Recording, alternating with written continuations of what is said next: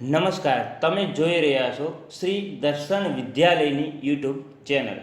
ધોરણ 10 અને ધોરણ 12 સાયન્સ કોમર્સના વિદ્યાર્થીઓ ઓનલાઈન શિક્ષણ મેળવી શકે તે માટે શ્રી દર્શન વિદ્યાલય રતનપરના શ્રેષ્ઠ શિક્ષકોના લેક્ચર અમારી યુટ્યુબ ચેનલ દર્શન સ્કૂલ પર અપલોડ કરવામાં આવી રહ્યા છે, જેથી વિદ્યાર્થી ઘેર બેઠા અભ્યાસ કરીને ઓનલાઈન શિક્ષણનો લાભ મેળવી શકે તે માટે આજે જ સર્વ વિદ્યાર્થીઓ અને વાલી મિત્રોએ આ યુટ્યુબ ચેનલ સબસ્ક્રાઈબ કરી અને તેના રેગ્યુલર અપડેટ્સ મેળવવા માટે નોટિફિકેશન બેલ આઇકોન પર ક્લિક કરવું.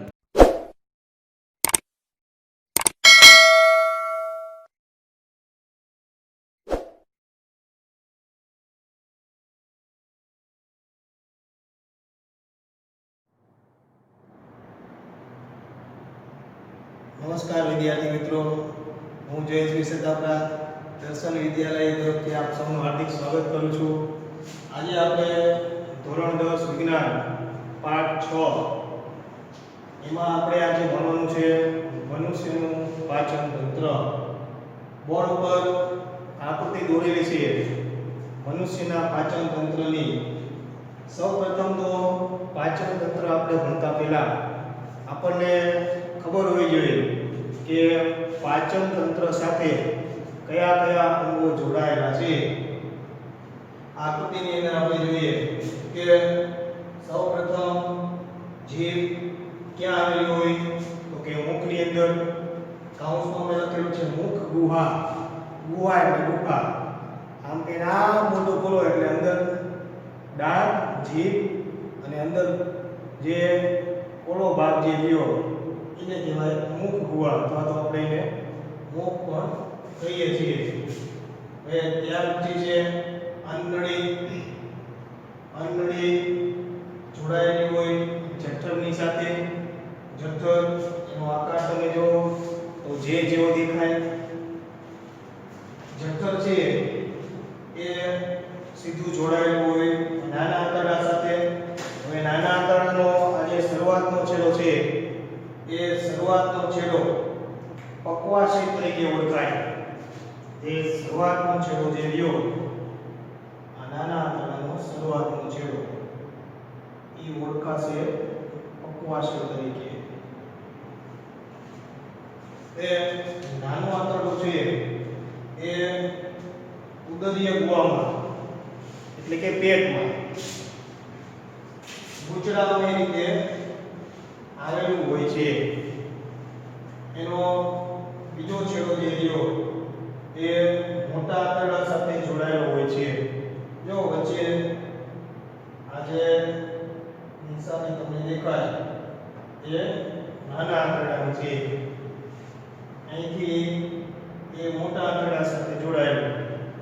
અહીંથી ચાલુ થઈ જાય મોટું આંતરડું એટલે છે એ મોટું આંતરડું છે. પછી મોટું આંતરડું છે એ છે ક્યાં ખુલે? મળાશયની અંદર. અને મળાશય છે એ ક્યાં ખુલે? મળ દ્વારા. હવે અહીંયા આંતરપૂછ દોરેલી છે. આપણે કહે ને અમુકને પૂંછડી વધે એપેન્ડિક્સ થાય આપણે કહેતા હોઈએ, તો એ શું વધતું હોય તો કે આ આંતરપૂછ જે રહી એ આંતરપૂછ વધતી હોય, કાં તો આંતરડું વધતું હોય. હવે જઠર છે એની જમણી બાજુ, જો આમ તમે ઊભા રહો તો જઠર કઈ બાજુ આવે? ડાબી બાજુ. હૃદય એ ડાબી બાજુ, જઠર એ ડાબી બાજુ, સેજ નીચે હોય. યકૃત જે છે એ સેજ ઉપર હોય. શું કામ? તો કે ડાબી બાજુ હૃદય આવેલું છે એટલે હૃદયની ઉપર જગ્યા હોય ને એના પછી નીચે જઠર ગોઠવાયેલું હોય. જઠર, ત્યારબાદ યકૃત જે આપણું લીવર છે જેના ઉપર આલ્કોહોલ એટલે કે નશાકારક પીણાની ખૂબ જ ગંભીર અસર થાય. હવે યકૃત છે એના ઉપર એક ગ્રંથિ આવેલી છે પિત્તાશય, જે પિત્ત રસનો સંગ્રહ કરશે. હવે ડાબી બાજુ જોઈએ તો મોટું આંતરડું અને જઠર આ બેની વચ્ચે ગ્રંથિ આવેલી છે એ છે સ્વાદુપિંડ. જીભ છે મોંની અંદર લાળ ગ્રંથિઓ આવેલી હોય એ આપણે લખેલું નથી. મોંની અંદર લાળ ગ્રંથિઓ જે આવેલી એના વિશે લખીએ આપણે. આની અંદર આવેલી હોય લાળ ગ્રંથિ.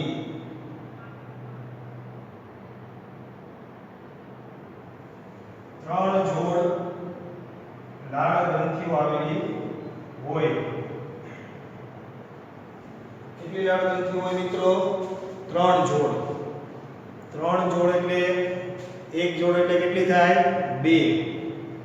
ડાબી બાજુ 3 અને જમણી બાજુ 3 તે કુલ 6 લાળ ગ્રંથિઓ જોવા મળે. આ થઈ પાચન અંગોની વાત કે આટલા પાચન અંગો છે એ આપણા પાચન તંત્રમાં કામ કરે છે. એમાં મુખ્ય કયા અને સહાયક કયા? તો મુખ્ય પાચન અંગો તો એની અંદર છે મુખ. મુખ એટલે મોં, પછી અંડળી, જઠર, નાનું આંતરડું, મોટું આંતરડું,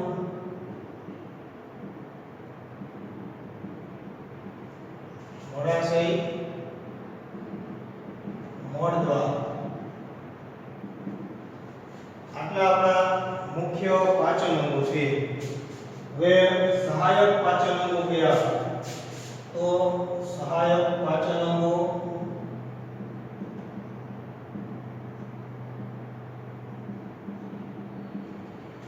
એની અંદર છે સ્વાદુપિંડ, લાળ ગ્રંથિઓ અને યકૃત. સ્વાદુપિંડ, લાળ ગ્રંથિઓ અને યકૃત.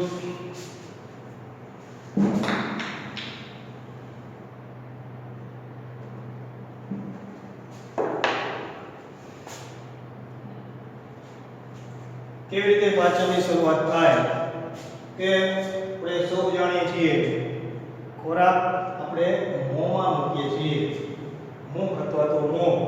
હવે પ્રથમ પાચનની શરૂઆત જે છે એ મોંથી થાય. ખોરાક મોંમાં મૂકતા જ ખોરાકના પાચનની શરૂઆત થાય છે. મોંમાં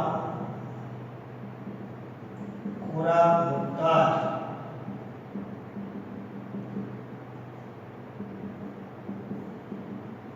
ખોરાકના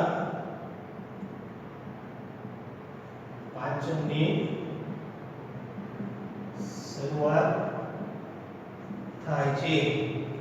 કેવી રીતે? તો કે મોંમાં શું આવેલું છે? તો કે મોંમાં દાંત અને જીભ આવેલી છે. જેવો આપણે મોંમાં ખોરાક મૂકીએ એવો દાંત દ્વારા ખોરાક ચવાય, જીભ દ્વારા ખોરાક આમથી તેમ ફરે, ડાબી બાજુ જમણી બાજુ. એક ખોરાકનો કોળિયો મોંમાં મૂકીએ એટલે દાંત દ્વારા ખોરાક ચવાય છે, જીભ દ્વારા ખોરાક આમથી તેમ ફરે છે. જેવો આપણે ખોરાક મોંમાં મૂકીએ એવી આપણને ખબર છે કે મોંમાં શું આવેલી છે? લાળ ગ્રંથિઓ. મોંમાં ખોરાક મૂકતા લાળ ગ્રંથિઓમાંથી લાળ રસ ઉત્પન્ન થાય છે. શું ઉત્પન્ન થશે? કે લાળ રસ. લાળ ગ્રંથિઓમાંથી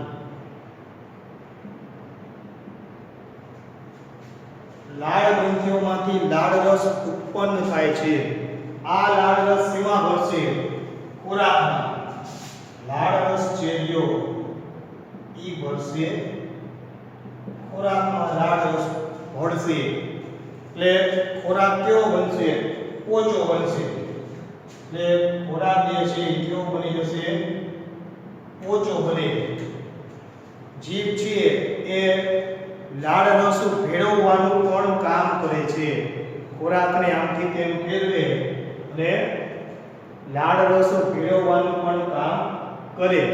હવે લાળ રસ છે એની અંદર એમાઇલેઝ નામનો ઉત્સેચક હોય છે. એમાઇલેઝ, જેને આપણે બીજું કહીશું ટાઇમિન. એમાઇલેઝ નામનો ઉત્સેચક હોય છે. આ એમાઇલેઝ નામનો ઉત્સેચક ખોરાકની અંદર રહેલા કાર્બોદિતનું પાચન કરે છે. એમાઇલેઝ શું કરશે તો કે ખોરાકમાં રહેલા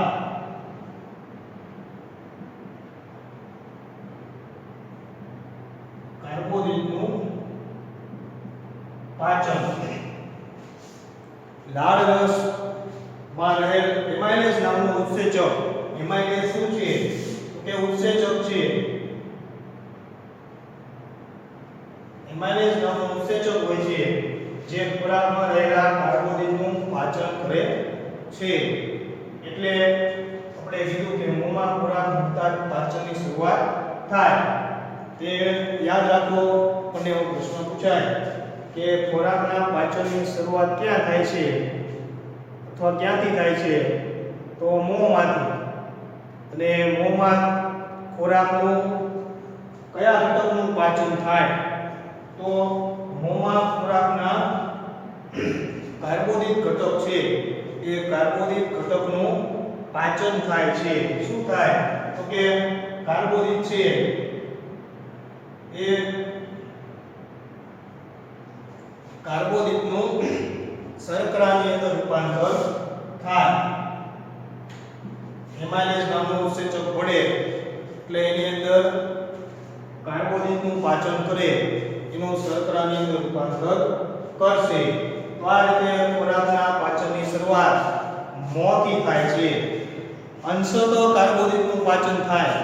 યાદ રાખજો, મોંમાં ખોરાકનો ઘટક કાર્બોદિતનું અંશતઃ પાચન થાય. પૂરેપૂરું પાચન થતું નથી. પૂરેપૂરું પાચન ક્યાં થાય એ આપણે જેમ જેમ આગળ જોતા જઈએ એમ જોઈશું. એ હવે ખોરાક જે રહ્યો અહીંથી આપણે લીધો એ હવે ગયો આંતરડીમાં, એ આવે, એ આ સીધો આવ્યો જઠરમાં.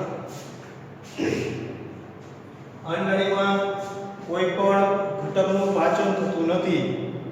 હવે ખોરાક જે છે આગળ વધે એની પાછળ જવાબદાર છે પાચન તંત્રના જે અંગો છે એની અંદર સ્નાયુઓ આવેલા છે.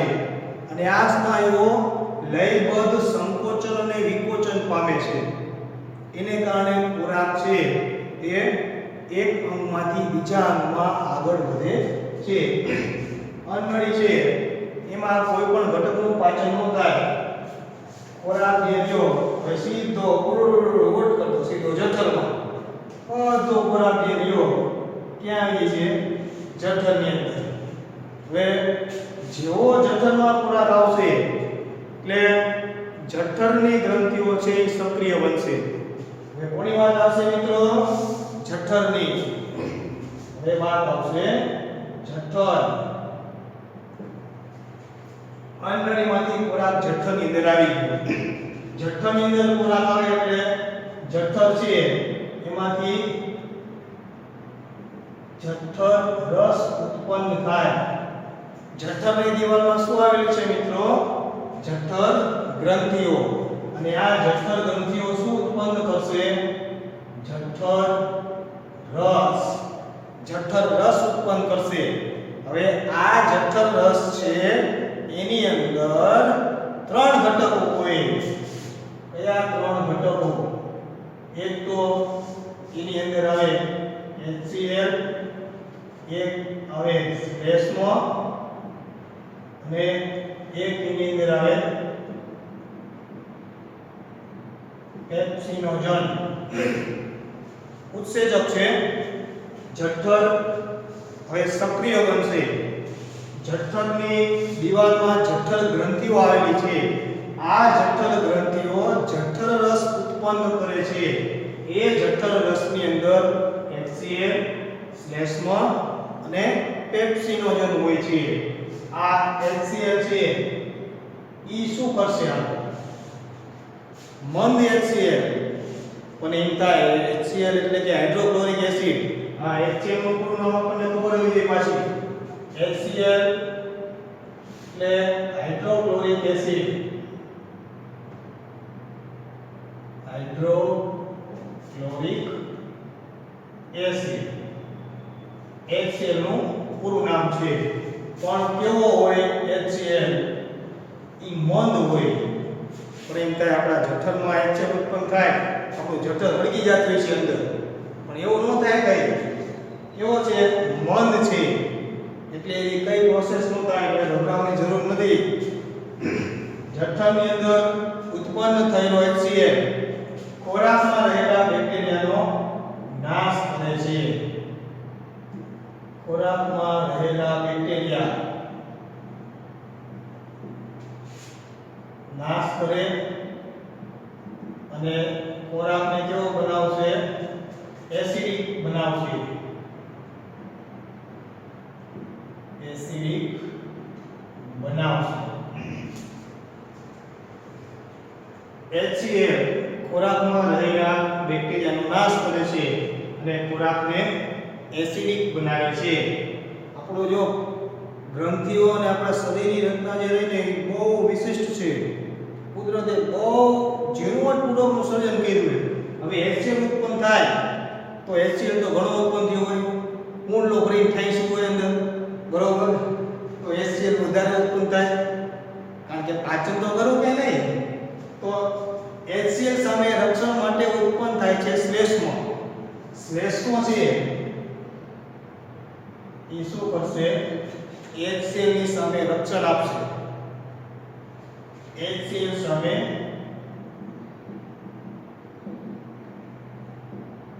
રક્ષણ.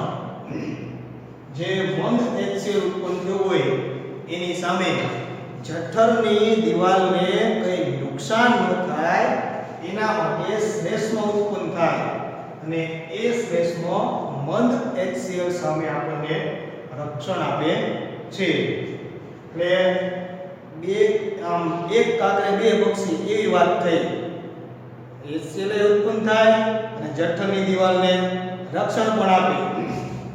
તો શ્લેષ્મ છે એ HCl ની સામે રક્ષણ આપે છે. પછી પેપ્સિનોજન. પેપ્સિનોજન છે એની અંદર મંદ HCl ભળશે. એટલે નિષ્ક્રિય પેપ્સિનોજન છે પેલા નિષ્ક્રિય હોય. નિષ્ક્રિય મંદ HCl જ્યારે એમાં ભળશે ત્યારે સક્રિય બનશે અને પેપ્સિનોજનમાંથી બનશે પેપ્સિન. ઈ પણ એક ઉત્સેચક જ છે. એક પ્રકારનું એવું દ્રવ્ય લિક્વિડ સ્વરૂપે હોય. પેપ્સિન સક્રિય બનશે. પેપ્સિન છે એ પ્રોટીનનું પાચન કરશે. પેપ્સિન શું કરશે? પ્રોટીન એનું પાચન કરશે. શેમાં પાચન કરશે? પ્રોટીઓઝ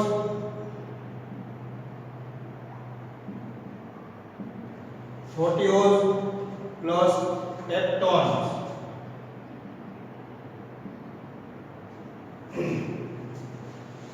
પેપ્સિનોજનમાં મંદ HCl ભળે, પેપ્સિનોજન નિષ્ક્રિય હોય, પછી એમાંથી પેપ્સિન બને એટલે કે સક્રિય બને. એ પેપ્સિન છે એ ખોરાકમાં રહેલા પ્રોટીન છે એનું પાચન કરે છે. પ્રોટીઓઝ અને પેપ્ટોન્સ ની અંદર એનું રૂપાંતર કરે છે. આ રીતે પ્રોટીનના પાચનની શરૂઆત જઠરથી થાય છે. યાદ રાખજો વિદ્યાર્થી મિત્રો, પ્રોટીનના પાચનની શરૂઆત જઠરથી થાય છે. જઠરથી પ્રોટીનના પાચનની શરૂઆત. મોંમાં શેની પાચનની શરૂઆત થાય? કાર્બોદિતની. પછી જઠરમાં તો કે પ્રોટીનના પાચનની શરૂઆત થાય. હવે ત્યારબાદ આગળ વાત કરીએ.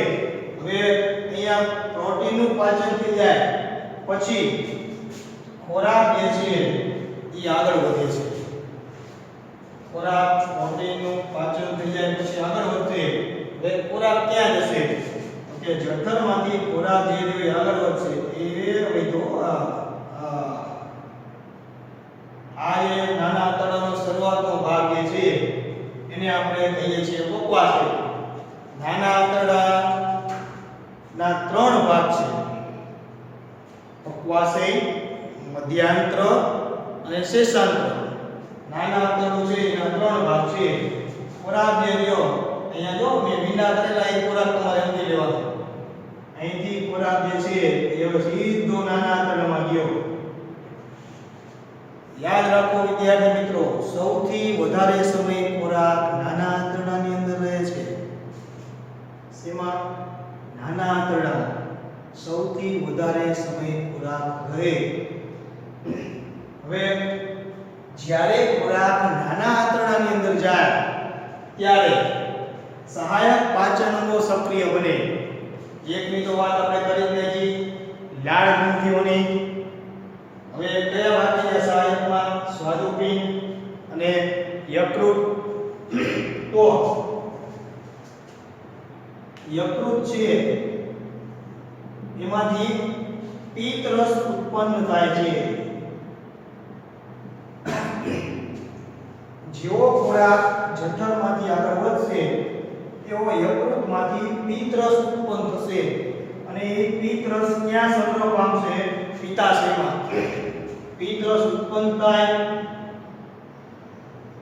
પિત્ત રસ પછી એ ક્યાં સંગ્રહ થાય? પિત્તાશયમાં સંગ્રહ. જો ઉત્પન્ન કરવાનું કામ યકૃતને કરવાનું, પિત્ત રસ, અને સંગ્રહ કરવાનું કામ કોને કરવાનું છે? પિત્તાશય. એટલે પિત્તાશયની અંદર યકૃતમાંથી ઉત્પન્ન થયેલો પિત્ત રસ સંગ્રહ થાય. હવે એ પિત્ત રસ જે રહ્યો એ પિત્ત રસ પિત્ત નલિકામાંથી ક્યાં જશે? સીધો જ વળશે ખોરાકની અંદર. પિત્ત રસ છે એ સીધો શેમાં વળશે? ખોરાક. એ જ સમયે સ્વાદુપિંડ પણ સક્રિય બને. સ્વાદુપિંડમાંથી ઉત્પન્ન થયેલો સ્વાદુરસ, યાદ રાખજો, સ્વાદુપિંડ એમાંથી ઉત્પન્ન થયેલો સ્વાદરસ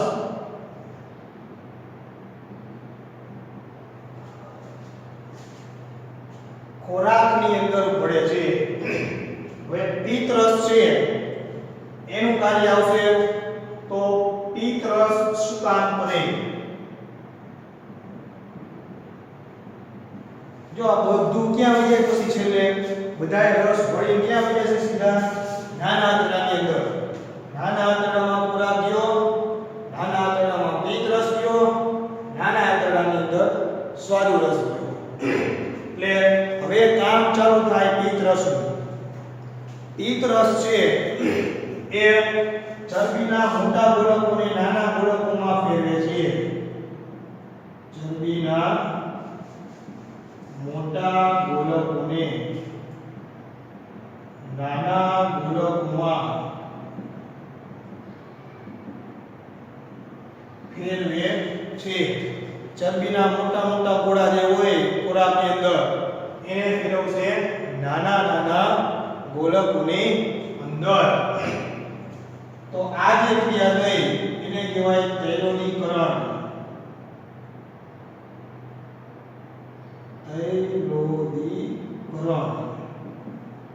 આ જે ક્રિયા થઈ ચરબીના મોટા ગોળકો છે નાના ગોળકોની અંદર ફેરવે તો એને કહેવાય તૈલોદીકરણની ક્રિયા.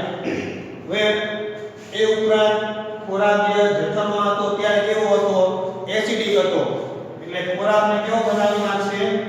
આલ્કલીય.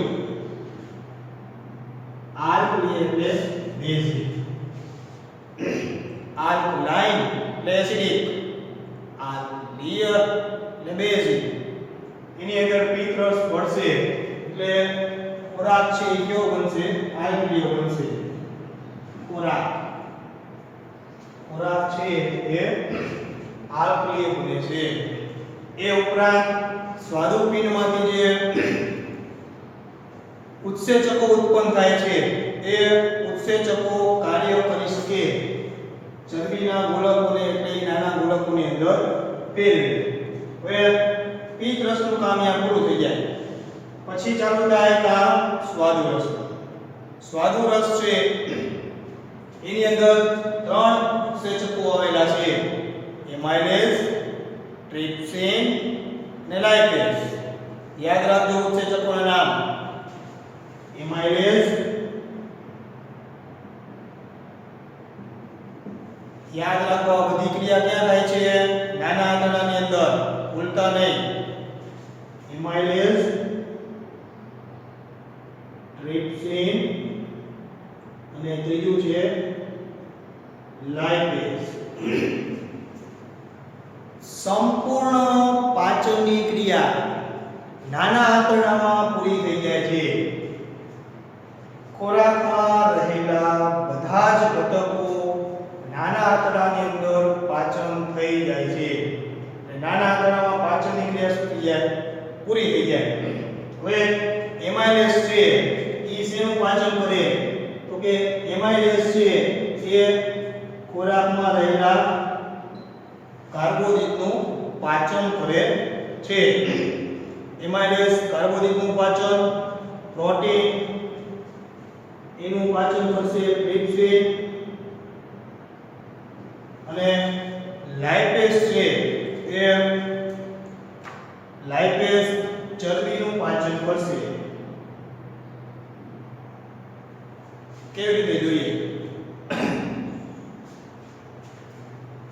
એમાઇલેઝ ટ્રિપ્સિન અને લાઇપેઝ એક પ્રકારના ઉત્સેચક છે એમાઇલેઝ ખોરાકમાં રહેલા કાર્બોદિતનું પાચન કરે છે ટ્રિપ્સિન છે એ ખોરાકમાં રહેલા પ્રોટીનનું પાચન કરે છે અને લાઇપેઝ છે એ ખોરાકમાં રહેલા ચરબીનું પાચન કરે છે હવે આ બેયના કામ જે છે એ પૂરા થઈ ગયા પિત્ત રસનું કાર્ય પૂરું થઈ ગયું અને સ્વાદુ રસનું કાર્ય પૂરું થઈ ગયું હવે ચાલુ થાય નાના આંતરડાની વાત હવે નાનું આંતરડું છે એની અંદર પણ આંતર ગ્રંથિઓ આવેલી હોય નાના આંતરડામાં પણ આંતર ગ્રંથિઓ આવેલી હોય છે હવે આપણે થોડું લખીએ અંતે બોર્ડ તો આખું ભરાઈ ગયું હોય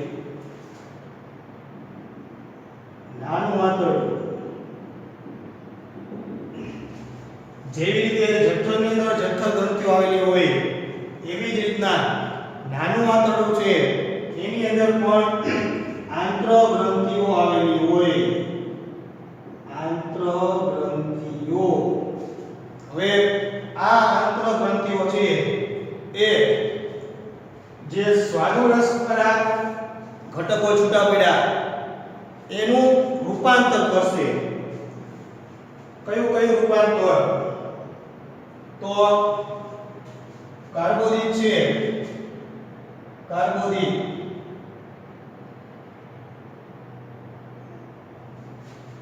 એનું રૂપાંતર કરશે ગ્લુકોઝમાં શર્કરાની અંદર પછી પ્રોટીન છે એનું રૂપાંતર કરશે એમિનો એસિડમાં અને ચરબી છે એનું રૂપાંતર કરશે ફેટી એસિડ અને ગ્લિસરોલમાં ફેટી એસિડ અને ગ્લિસરોલ કોનું કયું રૂપાંતર થાય જો યાદ રાખો સીધું કયામાંથી કઈ બધું ઉત્પન્ન થઈ ઊર્જા હટાહટી ઉત્પન્ન જ થતી ગઈ કેટલું રૂપાંતર થાય ત્યારે એમાંથી ઊર્જા ઉત્પન્ન થાય કાર્બોદિત છે એને શેમાં ફેરવશે આંત્ર ગ્રંથિમાંથી ઉત્પન્ન થયેલો આંતરરસ ગ્લુકોઝમાં રૂપાંતર કરશે પ્રોટીન છે એનું રૂપાંતર કરશે આંતરરસ એમિનો એસિડમાં ચરબી છે એનું રૂપાંતર કરશે ફેટી એસિડ અને ગ્લિસરોલની અંદર રૂપાંતર કરશે હવે આ રૂપાંતર થઈ ગયા બાદ નાનું આંતરડું છે એ નાના આંતરડાની દિવાલમાં રસાંતરો આવેલા છે આંગળી જેવા પ્રવર્ધો, જો અહીંયા દોરું છું આ આંગળી જેવા પ્રવર્ધો જે છે એ આંગળી જેવા પ્રવર્ધો એને કહેવાય રસાંકુરો. નાના આંતરડાની અંદર આંગળી જેવા પ્રવર્ધો આવેલા હોય છે. આ પ્રવર્ધોને રસાંકુરો કહે છે. સૌથી વધારે સમય ખોરાક નાના આંતરડાની અંદર રહે છે. નાના આંતરડામાં ખોરાકના પાચનની સંપૂર્ણ ક્રિયા પૂર્ણ થાય છે.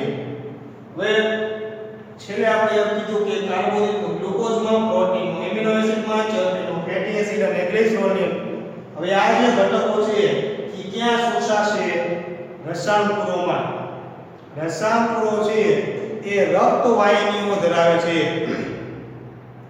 શેષાંત્રના ભાગની અંદર રસાંકુરો આવેલા છે. શેષાંત્ર એટલે છેલ્લો ભાગ. એની અંદરની સપાટીએ આપણી આંગળી જે હોય આવા આંગળી જેવા પ્રવર્ધો એમ હલતા જ હોય. આ બધા રૂપાંતરિત પદાર્થો છે એને શોષી લે. રૂપાંતરિત પદાર્થો શોષી લે એની નીચે આવેલી હોય રક્તવાહિની. હવે રક્તવાહિની છે એ ગ્લુકોઝ, એમિનો એસિડ અને ફેટી એસિડ, ગ્લિસરોલનું શોષણ કરે અને રક્તની અંદર વહન કરે. પછી રક્તમાંથી આ જે ઘટકો છે છેલ્લે ક્યાં પહોંચશે? કોષમાં પહોંચશે. કોષની અંદર એ શ્વસનમાં ભળશે.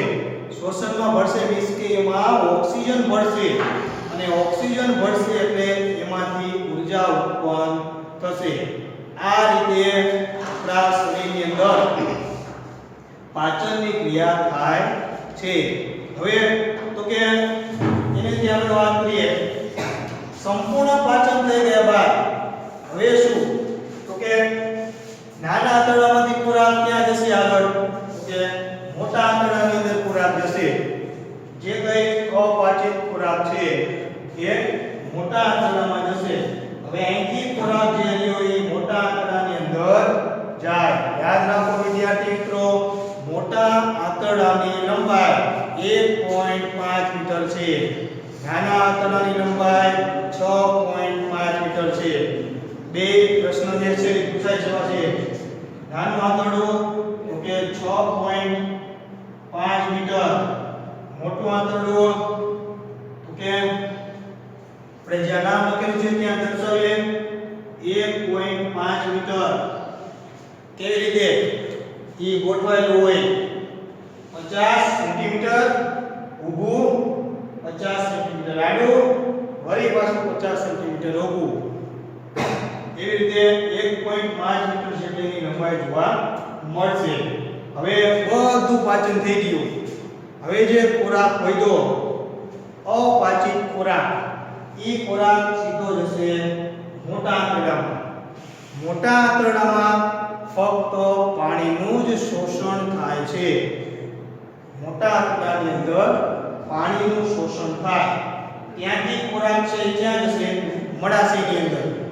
મળાશયમાં ખોરાક ભેગો થશે અને જ્યારે એના સ્નાયુનું સંકોચન અને વિકોચન થશે ત્યારે મળદ્વાર મારફતે ખોરાકનો ત્યાગ થાય છે. એટલે કે ત્યાંથી અપાચિત ખોરાક ઉત્સર્જિત થાય છે. હવે આજે નાના આંતરડાની અંદર ઘટકો, એનું રૂપાંતર ઘટકોની અંદર ઈ રૂપાંતર થયું અને એમાં જે ક્રિયા થઈ એને કહેવાય અભિશોષણની ક્રિયા.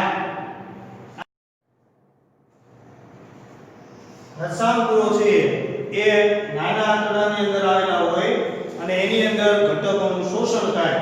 હવે એ ઘટકો છે એમાં આવેલી હોય રક્તવાહિની, એટલે કે રસાંકુરોમાં રક્તવાહિની આવેલી હોય અને એ રક્તવાહિની છે એની અંદર આ ઘટકો ભળશે અને પછી આપણા દરેક સેલને એ ઘટકો મળશે અને એમાંથી ઊર્જા ઉત્પન્ન થશે.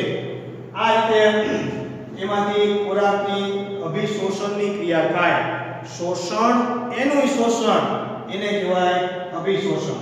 હવે ખોરાક જે છે એ નાના આંતરડામાંથી ધીમે ધીમે આગળ વધે છે. કેવો ખોરાક? અપાચિત ખોરાક. ધીમે ધીમે આગળ વધશે અને ક્યાં આવશે? મોટા આંતરડાની અંદર. મોટા આંતરડામાં ખોરાકના કોઈ પણ ઘટકનું પાચન થતું નથી, ફક્ત પાણીનું શોષણ જ થાય છે. એ પેલા જણાવીએ નાના આંતરડાની લંબાઈ કેટલી છે? યાદ રાખજો 6.5 મીટર. મોટું આંતરડું છે એની લંબાઈ કેટલી છે? 1.5 મીટર. ખોરાક જે લ્યો એ મોટા આંતરડામાંથી ક્યાં જશે? મળાશયની અંદર. મળાશયની અંદર અપાચિત ખોરાક ભેગો થશે. જ્યારે મળાશય સંપૂર્ણ ભરાઈ જશે ત્યારે એના સ્નાયુના સંકોચન અને વિકોચનથી મળદ્વાર મારફતે ખોરાકનો ત્યાગ થાય છે. આ રીતે આપણા શરીરની અંદર પાચનની ક્રિયા જોવા મળે છે. આમ પાચન તંત્ર વિશે આપણે સમજી શકીએ. આપ સૌને પાચન તંત્ર વિશેની સંપૂર્ણ માહિતી મળી ગઈ હશે. જો કંઈ પણ પાચન તંત્ર વિશે તમને ન સમજાય, ક્યાંય પણ એવી ડિફિકલ્ટી કે લાગતી હોય તો કોમેન્ટ બોક્સની અંદર તમે કોમેન્ટ કરો. એ મુદ્દો આપણે તમને ફરી વખત સરળતાથી સમજાવશું. જે કંઈ પ્રશ્ન હોય એ આપ રજૂ કરશો તો એનો તરત પ્રત્યુત્તર આપવાનો પ્રયત્ન રહેશે. આપ અમારી ચેનલ દર્શન સ્કૂલને સબસ્ક્રાઇબ કરો. મારી દર્શન સ્કૂલ ચેનલને જોતા રહો, ઘરે રહો, સુરક્ષિત રહો. બસ એ જ વિનંતી સાથે આભાર અને અસ્તુ.